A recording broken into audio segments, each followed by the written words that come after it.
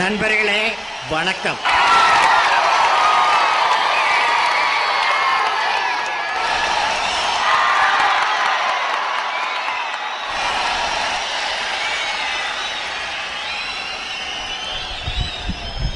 திரு ஸ்டாலின் குணசேகரன் அவர்கள், திரு எஸ்.கே. மயிலானந்தன் அவர்கள், திரு இரா சுடலைக்கண்ணன் அவர்கள், ஜே. சுத்தானந்தன் அவர்கள், திரு பாலன் அவர்கள், இங்கு கூடியிருக்கும் எல்லோருக்கும் எனது வணக்கம். இங்கு திரளாக கூடியிருக்கும் ஈரோடு மக்கள் அனைவருக்கும் என்னுடைய அன்பான வணக்கம்.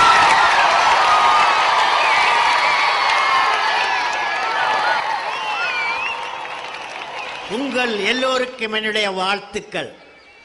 உங்கள் எல்லோருக்கும் ஒரு வேண்டுகோள், என்னுடன் சேர்ந்து ஓர் உறுதிமொழி எடுத்துக்கொள்வீர்களா?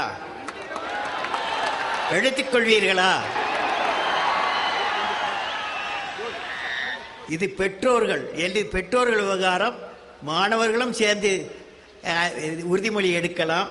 என்னுடைய வீட்டில் பூஜை அறையில் அல்லது பிரார்த்தனை இடத்திற்கு அருகில் 20 நல்ல புத்தகங்களுடன் ஒரு சிறு வீட்டு நூலகத்தை ஆரம்பிப்பேன். செய்வீர்களா? என்னுடைய வளர்ந்த மகன் மற்றும் மகள் 20 புத்தக நூலகத்தை 200 புத்தக நூலமாக 200 புத்தக நூலகமாக மாற்ற எடுக்கும் முயற்சிக்கு உறுதுணையாக இருப்பேன். செய்வீர்களா? என்னுடைய வளர்ந்த பேரன் மற்றும் பேத்திகள் 200 புத்தக நூலகத்தை 2000 புத்தக நூலகமாக மாற்ற எங்கள் குடும்பம் உறுதுணையாக இருக்கும். செய்வீர்களா? தினமும் 1 மணி நேரம் நானும் மற்றும் எங்கள் குடும்ப உறுப்பினர்கள் அனைவரும் எங்கள் வீட்டு நூலகத்தை பயன்படுத்தி படிக்கும் பழக்கத்தை இன்று முதல் தொடர்ந்து செயல்படுத்துவோம். செய்வீர்களா? எங்கள் வீட்டு நூலகம்தான்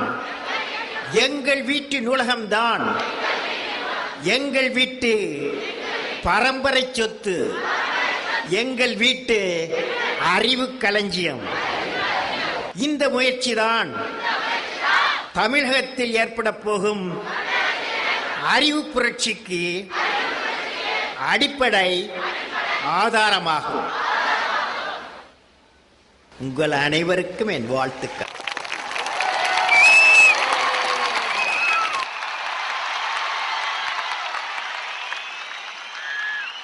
மக்கள் சிந்தனை பேரவை நடத்தும் 5ஆம் ஆண்டு ஈரோடு புத்தக திருவிழாவில் கலந்து கொண்டு உங்கள் அனைவரையும் சந்திப்பதில் எனக்கு மிக்க மகிழ்ச்சி. மக்களுக்கு புத்தகம் படிக்கக்கூடிய நல்ல பழக்கம் வர வேண்டும், வளர வேண்டும் மற்றும் இந்த கொங்கு மண்டலம் முழுவதும் அறிவார்ந்த சமுதாயமாக மாற வேண்டும் என்று எடுக்கப்பட்ட இந்த சீரிய முயற்சியை ஈரோடு மக்கள் சிந்தனை பேரவை சிறமேற்கொண்டு செயல்படுத்தி வருவதற்கு எனது பாராட்டுக்கள்.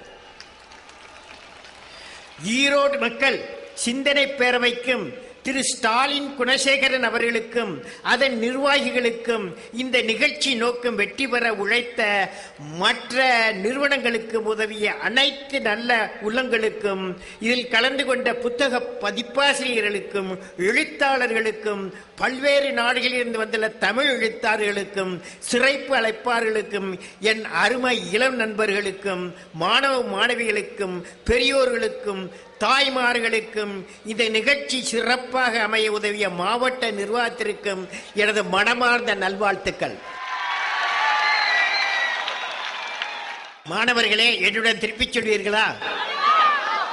நற்புத்தகங்கள் நல்ல கற்பனை சக்தியை வளர்க்கும். நல்ல கற்பனை சக்தி சிந்திக்கும் திறனை வளர்க்கும். நல் சிந்தனை சிறந்த அறிவை பெருக்கும். சிறந்த அறிவு நம்மை மேம்பட உருவாக்கும். நன்றி. நண்பர்களே, சமுதாயம் பல புத்தக காட்சி மூலம் நல்ல எழுத்தாளர்களை, நல்ல புத்தகங்களை அதிகமாக உருவாக்க வேண்டும். கற்பனை சக்தி கொண்ட இளைய சமுதாயத்தை மூத்த பத்திரிகையாளர்கள் எழுத தூண்ட வேண்டும். புதிதாக வருகின்ற புதிய சிந்தனையுடன் இருக்கின்ற சமுதாய விழிப்புணர்வுடைய இளம் எழுத்தாளர்களை ஊக்குவிக்க வேண்டும்.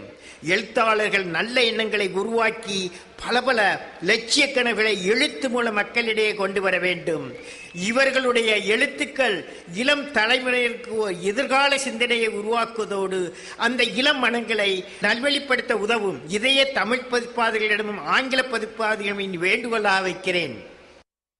இந்த தருணத்தில் நண்பர்களே, எனது எண்ணங்களை நல்ல புத்தகங்கள் நமது உற்ற நண்பர்கின்ற தலைப்பில் உங்களிடம் பகிர்ந்து கொள்ள விரும்புகிறேன். நான் சிறுவனாக இருக்கும்போது, உங்கள் மாணவர் சிறுவர்களை பார்க்கிறேன், நான் சிறுவனாக இருக்கும்போது என் மனதில் பல பயங்கள் தோன்றின. நான் ராமேஸ்வரத்தில் ஆரம்ப பள்ளியில் இருக்கும் பொழுது மேல்நிலைப் பள்ளிக்கு போக முடியுமா என்ற கேள்விக்கோரி சூழ்ந்திருந்தது. நான் ராமநாதபுரம் மேல்பள்ளிக்கு சென்றபோது அங்கு நான் கண்டதென்ன? அங்கு மாணவர்கள் அருமையான உடைகள் அணிந்து திறமையான ஆங்கிலத்தில் பேசினார்கள். அவர்கள் குழுவில் என்னை சேர்ப்பார்களா என்ற கேள்வி என் மனதில் தோன்றியது. நான் 9ஆம் வகுப்பில் சேர்ந்தவுடன் நல்ல மதிப்பெண் கிடைக்குமா, பொறியியல் கல்வியில் சேர முடியுமா என்ற எண்ணங்கள் என்னை வாட்டி அடித்தன. நான் 10ஆம் வகுப்பில் சென்றவுடன் இந்த எண்ணங்கள் என்னை விட்டு மறைந்து விட்டன. காரணம், எனக்கு கிடைத்த அருமையான பொக்கிஷம் என் ஆசிரியர். அந்த ஆசிரியர் சிவசுப்பிரமணிய ஐயர். அந்த ஆசிரியர் நல்ல லட்சியத்தை கொடுத்தார், நல்ல லட்சியத்தை கற்பித்தார். எனது புதிய லட்சியம் ஆரம்பித்தது. அந்த பயணத்தில் எனக்கு புத்தகங்கள் தான் சிறந்த வழிகாட்டியாக திகழ்ந்தது. எனது வாழ்க்கையின் பயணத்தில் எனக்கு உற்ற நண்பர்களாக இருந்தது நல்ல ஆசிரியர்கள் மற்றும் நல்ல புத்தகங்கள். என்னுடைய வாழ்க்கையில் நண்பர்களே, எல்லாரும் கேளுங்கள், என்னுடைய வாழ்க்கையில் 3 புத்தகங்களை என்னை வழி நடத்தி சென்றுள்ளன. நல்ல புத்தகங்களை கண்டுபிடிப்பதும் அதை தொடர்ந்து படிப்பதும் வாழ்க்கையில் மிகவும் இன்றியமையாதது ஆகும். புத்தகங்கள் நாம் பிறப்பதற்கு முன்பே பிறந்திருக்கலாம் சில புத்தகங்கள். ஆனாலும் நம்மோடு நமது வாழ்க்கை பயணத்தில் பயணித்து நம்மை வழிநடத்தி நம் காலத்திற்கு அப்பாலும் வாழ்ந்து வழிநடத்துவதுதான் அதன் சிறப்பு. 1954ஆம் ஆண்டு சென்னை மூர் மார்க்கெட்டில் நான் ரூபாய் 20க்கு வாங்கிய பழைய புத்தகம்தான் லில்லியன் வாட்சன் எழுதிய லைட் ஃப்ரம் மெனி லேம்ப்ஸ். கிட்டத்தட்ட 50 வருடங்களுக்கு மேலாக என்னுடைய நண்பனாக இருந்தது அந்த புத்தகம். இப்பொழுதும் இருக்கிறது. அந்த புத்தகத்தை பல தடவை புக் பைண்டிங் செய்து விட்டேன் என்றால் அதன் பயன்பாடு எப்படி இருந்திருக்கு என்பது விளங்கும். புத்தகங்கள் எப்பொழுதுமே அறிவை கொடுத்து கொண்டே இருக்கும். எப்பொழுதெல்லாம் சங்கடம் என்னை சூழ்கிறதோ அப்பொழுதெல்லாம் அந்த புத்தகத்தில் உள்ள சிறந்த மனிதர்களது மிகச்சிறந்த அனுபவம் என் கவலையை துடைத்தெறியும். எப்பொழுதெல்லாம் மிக்க மகிழ்ச்சி என்னை கட்டில்லாத மகிழ்ச்சியாக மாற்றுகிறதோ அப்பொழுதெல்லாம் நம் உணர்வுகளுக்கு ஆட்பட்டு விடாமல் எனது மனதை சரிசமப்படுத்தி ஒரு நிலைப்படுத்தும் சக்தியாக நல்ல புத்தகங்கள் விளங்குகிறது. 2200 ஆண்டுகளுக்கு முன் நமது மண்ணில் பிறந்து நம் மண்ணின் அறிவார்ந்த தெய்வீக புலவர் திருவள்ளுவர் உலகுக்கு அருளிய திருக்குறள் தான் காலம் கடந்தது, மனிதம் கடந்து, நாகரிகம் கடந்து இன்றைக்கும் என்றைக்கு வாழும் மகத்துவமாக வழிகாட்டியாக வாழ்ந்த மனிதத்தை புனிதப்படுத்தி வாழ்க்கையை நெறிமுறைப்படுத்தும் நூலாக இருந்து கொண்டிருப்பதுதான் திருக்குறள். எனது வாழ்க்கையின் பல்வேறு நிலைகளில் உறுதுணையாக இருந்து, உற்ற துணையாக இருந்து, வாழ்க்கையின் வழிகாட்டியாக என்னை வழிநடத்தியது திருக்குறள் தான். எனக்கு பிடித்த ஒரு திருக்குறள் என் வாழ்விற்கு வளம் கொடுத்தது, அதை கேளுங்கள். அறிவு அற்றங்காக்கும் கருவி செருவாருக்கு உள்ளளிக்கலாக அரண்.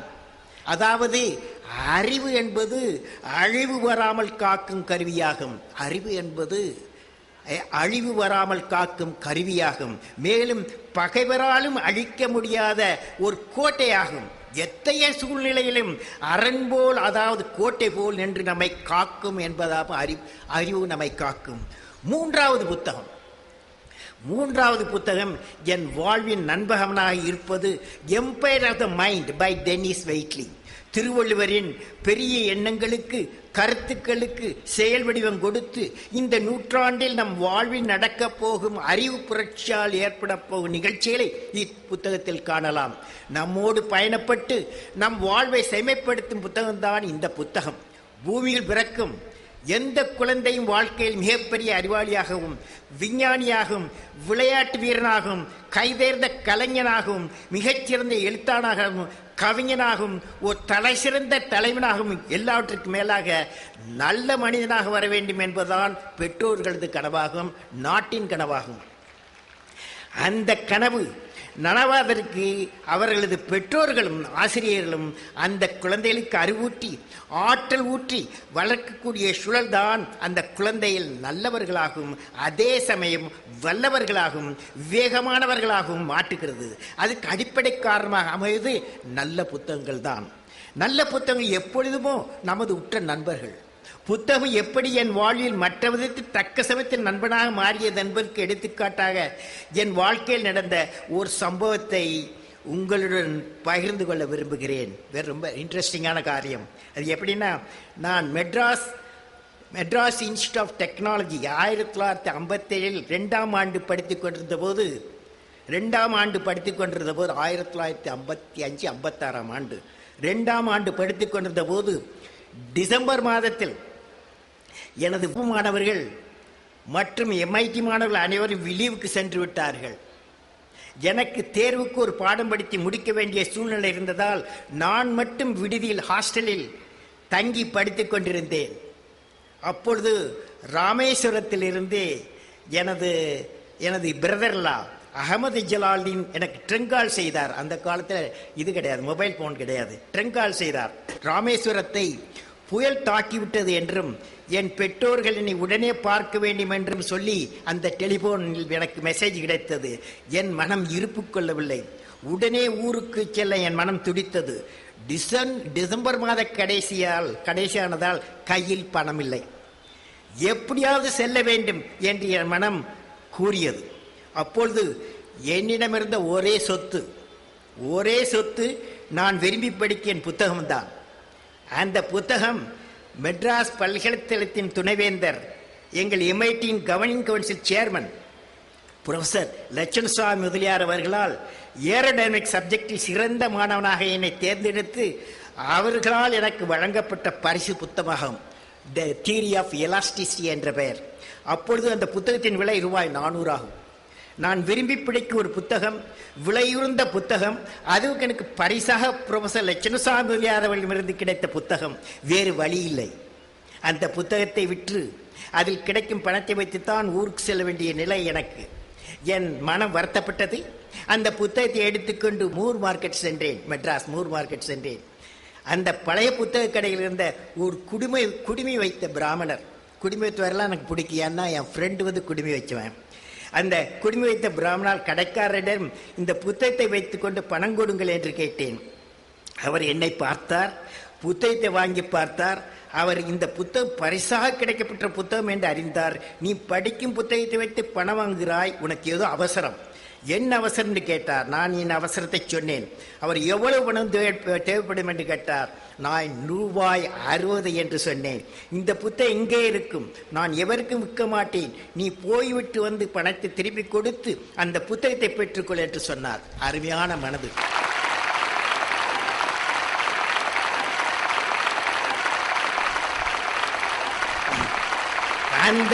அந்த வார்த்தை எனக்கு ஆதரவாக இருந்தது. நானும் மகிழ்ச்சியுடன் மனத்தை பெற்றுக்கொண்டு ராமேஸ்வரம் சென்றேன்.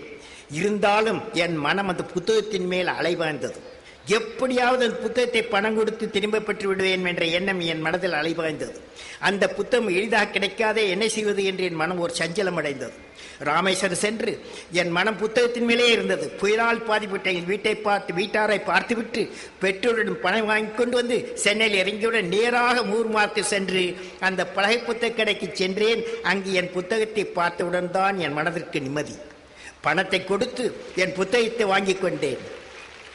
அந்த கடைக்காரர் சொன்னார், உன்னை பார்த்தவுடன் புத்தகத்தின் மேல் உனக்கு இருக்கும் பற்றி தெரிந்து கொண்டேன், எனவேதான் இதை தனியாக எடுத்து வைக்க சொன்னேன். நீ நன்றாக படித்து நன்றாக வர வேண்டும் வாழ்த்தினார் அப்பெரியவர். பெரிய மனிதர். அந்த புத்தகம் என் படிப்பில் முக்கியமானதாக இருந்தது. எனவே நண்பர்களே, நல்ல புத்தகம்தான் நம்மோடு இருந்து என்று நம்மை வழிநடத்தும் நண்பன், எல்லா சமயத்திலும் வழி நடத்தும் நண்பன். எனவே புத்தகங்கள் வாழ்க்கையில் இன்றியமாதவை. புத்தகங்கள் அறிவை கொடுக்கும். சில இக்கட்டான சமயத்தில் புத்தகம் பணமும் கொடுத்து காப்பாற்றும். புத்தகம் எப்படி நம்மை அறிவார்ந்த சமுதாயத்திற்கு இட்டுச் செல்லும், அறிவார்ந்த சமுதாயத்தின் ஆரம்பம் என்ன, அறிவின் இலக்கணம் என்ன என்று பார்ப்போம். நண்பர்களே, இளைய நண்பர்களே, மாணவர்களே, அறிவின் இலக்கணம் என்றால் என்ன? அறிவின் இலக்கணம் என்ன தெரியுமா? அந்த அறிவின் இலக்கணம் எனப்படுவது யாது? அதுக்கு மூன்று தன்மைகள் அவசியம். அது என்னவென்றால், அதற்கு ஒரு சமன்பாட்டை உங்களுடன் பகிர்ந்து கொள்ள விரும்புகிறேன். அதாவது அறிவு என்பது, சொல்லுங்க பார்ப்போம், அறிவு என்பது கற்பனை சக்தி பிளஸ் மன தூய்மை பிளஸ் உறுதி. அதாவது கற்பனை சக்தி, மன தூய்மை, உள்ள உறுதி மூன்று சேர்ந்துதான் அறிவு. அந்த கற்பனை சக்தி முதல் கற்பனை சக்தி என்றால் என்ன என்று பார்ப்போமா? கற்றல் கற்பனை சக்தியை வளர்க்கிறது. கற்பனை சக்தி சிந்திக்கும் திறனை தூண்டுகிறது. சிந்தனை அறிவை வளர்க்கிறது. அறிவு உன்னை மகானாக்குகிறது. கற்பனை சக்தி உருவாவதற்கும் குடும்ப சூழ்நிலையும் பள்ளி சூழ்நிலையும் தான் மிக மிக முக்கிய காரணமாக அமையும். அந்த சூழ்நிலை உருவாவதற்கு என்ன வேண்டும்? ஒவ்வொருவரும் உள்ளத்திலும் மன தூய்மை வேண்டும். மன தூய்மை என்றால் என்ன? எல்லோரும் சொல்லுகிறீர்களா?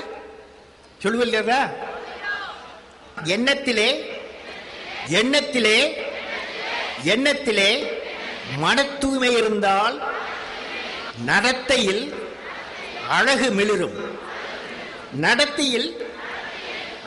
மிளிர்ந்தால் குடும்பத்தில் சாந்தி நிலவும். குடும்பத்தில் சாந்தி இருந்தால் நாட்டில் சீர்முறை உயரும். நாட்டில் சீர்முறை இருந்தால் உலகத்தில் அமைதி நிலவும். எல்லாவற்றுக்கும் அடிப்படை மன தூய்மை என்பதை இச்சிறு கவிதை மூலம் உங்களுக்கு தெளிவாக்கி இருக்கும் என்று நம்புகிறேன். மன தூய்மை எங்கிருந்து வரும்? மூன்று பேர்களிடமிருந்து தான் இதை கற்றுக்கொள்ள முடியும். அவர்கள் யார்? பெற்றோர், primary school teacher, father, mother, primary school teacher. மூன்றாவது உள்ள உறுதி இளைஞர்களுக்கு மட்டும். புதிய எண்ணங்களை உருவாக்கும் உள்ள உறுதி இன்று என்னிடம் மலர்ந்துள்ளன. எனக்கென்று ஒரு புது பாதையை உருவாக்கி அதில் பயணம் செய்வேன். முடியாது என்று எல்லோரும் சொல்வதை என்னால் முடியும் என்ற மன உறுதி என்னிடம் உருவாகிவிட்டது. புதிய விஞ்ஞான கண்டுபிடிப்புகளை செய்ய முடியும் என்ற உள்ள உறுதி என்னிடம் என்றென்றைக்கும் கொத்தளிக்கிறது. இந்த உள்ள உறுதிகள் எல்லாம் இளைய சமுதாயத்தின் சிறப்புகளாகும், அஸ்திவாரமாகும். இந்த நாட்டின் இளைய சமுதாயத்தின் உறுப்பினரான நான் என் கடின உழைப்பாலும் உள்ள உறுதியாலும் தோல்வியை தோல்வியடைச் செய்து வெற்றி பெற்று என் நாட்டை வளமான நாடாக்குவேன். நன்றி. நண்பர்களே, உள்ளத்தில் உறுதி வேண்டும் என்று சொன்னேன். எப்படி வரும்? யார் மூலம் வரும்? நல்ல மனிதர்கள், நல்ல ஆசிரியர்கள், நல்ல புத்தகங்கள் இவைகளை உள்ளத்தில் உறுதி பெற வைக்கும். நாம் எக்காரியத்தையும் செய்யலாம், செய்ய முடியும், செய்து வெற்றி பெற முடியும் என்ற உறுதியும் நம்பிக்கையும் அளிக்கிறது. மனதில் உறுதி இருந்தால் வெற்றி அடைவீர்கள். நீங்கள் எல்லாரும் வெற்றி அடைவீர்கள். புத்தகம் படிக்கும் பழக்கம் ஏற்படுவதற்கு முக்கிய காரணம் இருக்கிறது. அது என்ன? அதாவது 2020க்குள் இந்தியா வளர்ந்த நாடாக மாற வேண்டும் லட்சியத்தை நாம் அடைய வேண்டுமானால் 54 கோடி இளைஞர்களின் பங்களிப்புடன் தான் அது சாத்தியமாகும். அறிவார்ந்த இளைஞர்கள் அனைத்து துறையிலும் இந்தியாவை முன்னேற்ற பாதையில் அழைத்துச் செல்ல நாம் தயார்படுத்த வேண்டும். இளைஞர்களது பொன்னான நேரம் திறமையை, அறிவை, ஆற்றலை பெருக்கும் விதத்தில் அமைய வேண்டும். நாம் இழக்கும் ஒவ்வொரு மணித்துளிகளுக்கும் நாம் எண்ணிய இலக்கை அடைவது தடை கற்களாகும். எனவே நம் புத்தகம் படிக்கும் பழக்கம் இன்றைக்கு தேவையாக மாறியுள்ளது. இளைஞர்கள் இளைஞ இந்தியாவும் வளர்ந்த இந்தியாவும், இந்தியா 2020 வளர்ந்த நாடாக மாற வேண்டும் என்பதே நம் நாட்டின் குறிக்கோள். வளமான நாடு என்றால் பொருளாதாரம் வளமிக்க 100 கோடி மக்கள் சிறப்பாக வாழும் என்பதே நமது நாட்டின் லட்சியம். வேலை இல்லை என்ற நிலைமை மாறி நல்ல வேலை, நல்ல கல்வி, நல்ல பயிற்சி, நல்ல இளைஞர்கள் இந்த நாட்டிற்கு தேவை. இதற்கு சந்தர்ப்பங்களை உருவாக்கி கொண்டிருக்கின்றன இளைய சமுதாயம். என்ன எழுச்சியுள்ள ஒரு இளைய சமுதாயம் நாட்டின் ஒரு அரும்பெரும் செல்வமாகும்.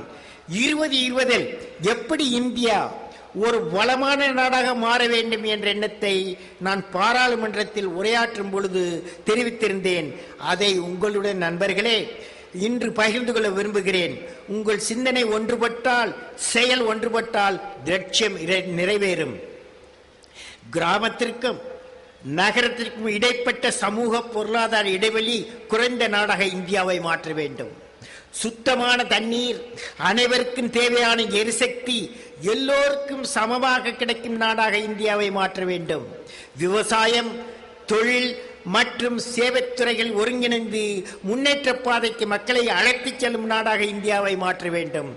பண்பாடு நிறைந்த தரமான கல்வி, சமூக பொருளாதார வேறுபாட்டை மீறி அனைவருக்கும் கிடைக்கும் நாடாக இந்தியாவை மாற்ற வேண்டும். விஞ்ஞானிகளும் அறிவார்ந்த வல்லுநர்களும் தொழில் முதலீட்டர்களும் உகந்த நாடாக, ஏற்ற இடமாக நாடாக இந்தியாவை மாற்ற வேண்டும். தரமான மருத்துவ வசதி அனைவருக்கும் வேறுபாடு இல்லாமல் கிடைக்கக்கூடிய நாடாக இந்தியாவை மாற்ற வேண்டும். ஒரு பொறுப்பான, வெளிப்படையான, ஊழலற்ற ஆட்சி முறை நிர்வாகம் வாய்ந்த நாடாக இந்தியாவை மாற்ற வேண்டும். வறுமை முற்றிலும் ஒழிக்கப்பட்டு, கல்லாமை களையப்பட்டு, பெண்களுக்கும் குழந்தைகளுக்கும் எதிரான குற்றங்கள் இல்லாமல் ஒழிக்கப்பட்டு, சமுதாயத்தில் இருக்கும் யாரும் நாம் தனிமைப்படுத்தப்பட்டு விட்டோம் என்ற எண்ணமில்லாத நாடாக இந்தியாவை மாற்ற வேண்டும். ஒரு இனிமையான, வளமான, பாதுகாப்பு மிகுந்த, அமைதியான, சுகாதாரமான, வளமிக்க வளர்ச்சி பாதையை நோக்கி பீரிழை போடக்கூடிய நாடாக இந்தியாவை மாற்ற வேண்டும். கடைசியாக உலகத்திலேயே வாழ்வதற்கு ஏற்ற அருமையான நாடாகவும் வளமான இந்தியாவை நோக்கி வழிநடத்தி செல்லக்கூடிய தலைவர்களை பெற்ற நாடாக இந்தியாவை மாற்ற வேண்டும். நண்பர்களே, மன எழுச்சியுடன் 54 கோடி இளைஞர்கள் இந்தியாவின் மிகப்பெரிய சொத்து. நாட்டின் சவால்களை சமாளிக்க நமது இளைய தலைமுறை எழுச்சியுற வேண்டும். கல்வி நிறுவனங்கள் மாணவ மாணவியரின் ஆராயும் மற்றும் சிந்திக்கும் திறனை வளர்க்க வேண்டும். அவ்வாறு வளர்த்தால் அது மாணவர்களின் படைப்புத்திறனையும் ஆக்கபூர்வமான உற்பத்தி திறனையும் வளர்க்கும். இந்த திறமை பெற்ற மாணவர்கள் தான் வாழ்நாள் முழுதும் தன்னிச்சையார் கற்கும் திறனை அடைவர். எனவே நண்பர்களே, இன்றைய இளைஞர்கள் வருங்காலத்தை பற்றி பயமே இல்லாமல் வாழ வேண்டும் என்பதே என்னுடைய கருத்து மூலமாகும். இன்று உங்கள் எல்லோரையும் காணும் பொழுது என் முன்னால் பல காட்சிகள் தோன்றுகின்றன.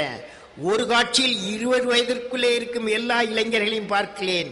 உங்களுடைய மலர்ந்த முகங்களை பார்க்கிறேன். உங்களுக்கு கொடுக்கப்பட்ட கல்வினால், கல்வி பயனால் உங்கள் ஆசிரியர்களுக்கு நல்ல மாணாக்கராக திகழ, பெற்றோர்களுக்கு நல்ல குழந்தைகளாக திகழ, நாட்டிற்கு நல்ல குடிமகனாக திகழ வாழ்த்துகிறேன். நண்பர்களே, உங்கள் எல்லோருக்கும் தெரியும், பூமி தன்னைத்தானே சுற்றுவதற்கு 24 மணி நேரம் தேவை. தன்னைத்தானே சுற்றுவதற்கு 24 மணி நேரம் தேவை. இதனால் இரவும் பகலும் உருவாகின்றன. ஒரு நாளில் 24 மணி நேரத்தில், அதாவது 1440 நிமிடங்கள், அதாவது 86,400 வினாடிகள் உள்ளன. பூமி சூரியனை ஒருமுறை சுற்றுவதற்கு 1 வருடமாகும். பூமி சூரியனை வலம் வரும்போது நம் வயதில் 1 வயது கூடுகிறது. நாம் எல்லோரும் பூமியில் வாழ்வதால் இந்த நிகழ்ச்சி நடந்து கொண்டே இருக்கும். வினாடிகள் பறக்கும், நிமிடங்கள் பறக்கும், மணித்துணிகள் பறக்கும், நாட்கள் பறக்கும், வாரங்கள் பறக்கும், மாதங்கள் பறக்கும், ஆண்டுகள் பறக்கும். இந்த பறந்து கொண்டே இருக்கும் நேரத்தை நம்மால் கட்டுப்படுத்த முடியுமா? முடியாது. ஆனால் நம் வாழ்வில் உள்ள நேரத்தை நம்மால் பயன்படுமையான பணிக்கு நம்மால் நீந்த முடியும், உட்படுத்த முடியும்.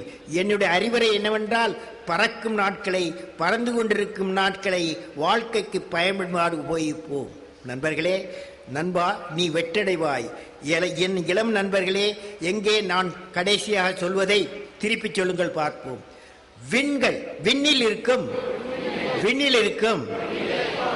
விண்மீனை பார்க்கிறேன். நான் அதை அடைய வேண்டும். நான் யாராக இருந்தால் சரி, என்னால் அதை அடைய முடியும். என் எண்ணங்களில் உறுதியும் கடும் உழைப்பும் இருந்தால் என் இதயம் நாடியது என்னிடம் நிச்சயம் வந்தடையும். நன்றி. இதை நீங்கள் கடைபிடித்தீர்கள் என்றால் உங்கள் வாழ்வு சிறக்கும். நாம் தோல்வியடைச் செய்ய 5 குணாதிசயங்கள் உங்களுக்கு வர வேண்டும். வாழ்வில் லட்சியம் இருக்க வேண்டும். எது வேண்டாலும் நீங்க அச்சீவ் பண்ண முடியும். அதற்கு வாழ்வில் லட்சியம் இருக்க வேண்டும். அந்த லட்சியத்தை அடையக்கூடிய அந்த அறிவை தேடிப்பெற வேண்டும். அதுதான் புத்தகம். கடும் உழைப்பு வேண்டும். பிரச்சனைகளை கண்டு பயப்படக்கூடாது. பிரச்சனைகளை தோல்வியடை செய்ய வேண்டும். வாழ்வில் நல்லொழுக்க வேண்டும். இவை இருந்தால் நாம் எல்லோரும் என்றென்றும் வெற்றிதான். நீங்கள் அவசியம் வெற்றி அடைவீர்கள். என் முடிவுரை. எனவே நண்பர்களே, இந்த ஈரோடு புத்தக திருவிழா உங்களுக்கு இந்த சிறப்புகள் அனைத்தையும் வழங்கும் அறிவு களஞ்சியமாக திகழ்ந்திருக்கு என்பதில் எவ்வித சந்தேகமும் இல்லை.